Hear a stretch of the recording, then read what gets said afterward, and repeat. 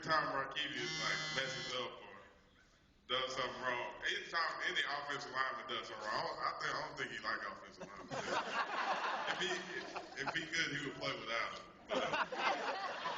Every time they do something wrong, every time, no matter what, he will rewind the play 10 times and point it out. Marquise, what are you doing? What are you doing? Teach, you gonna touch the guy? You gotta put him like that. That's how he imitates blocks.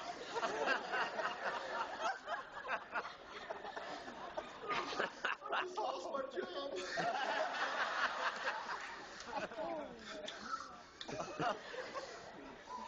Do it again. More. Anybody else? That was perfect. Yeah, personally, I've worked with a lot of coaches. I've been a chaplain for University of South Carolina for 11 years now, and I was with Coach Holtz and with Coach Spurrier both. I love them both a ton.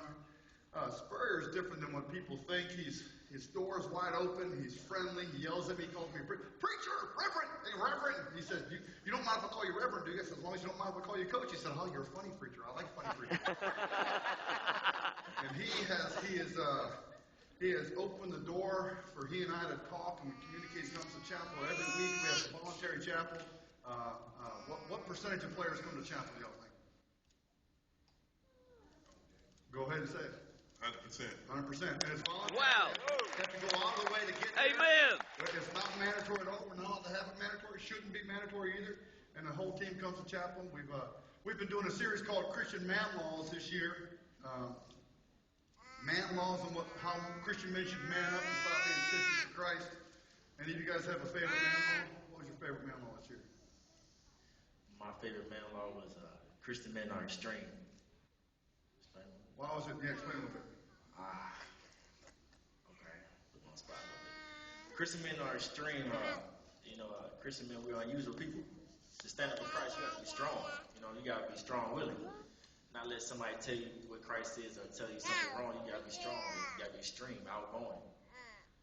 Good. All right. Mine was Christian men are tough. That was basically just saying you got to be tough. It's hard.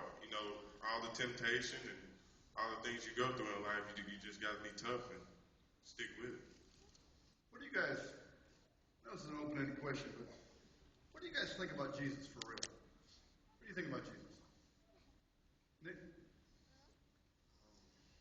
He's the most powerful man I know. When I was younger, I used to dread my parents from getting me out of bed Sunday morning and making me go to church. But as I got older and realized who he was and how he worked in me and what he did for me in my life, and not see the way he does do it in other people's life, words just can't explain it.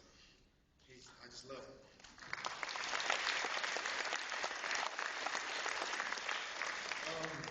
I'll brag on these two guys for a minute. And not many people would think this, but there's been mornings, Sunday mornings, we go to church every morning, and there have been Sunday afternoons. Come in my room, hey man, let's go to nightly Bible study. There's a house up the street from where we go. Let's go to nightly Bible study. And just for college football players, not many people would think they would do that. We have the only free time we get is Sunday afternoons, and to come in there, let's go to Bible study. Let's not sit here at the dorm, let's go to Bible study, learn about God. That's just huge for me personally, and then I'm sure all y'all can appreciate it too. Amen. Just to talk about Jesus. I love Jesus. I'm not afraid to tell you. I tell you each and every day. Jesus tells me in John 15, he is a friend of mine. Yeah. There's no other friend like Jesus. I don't know about you. I told you going to preach, man. Yeah. Bring some bacon, come on.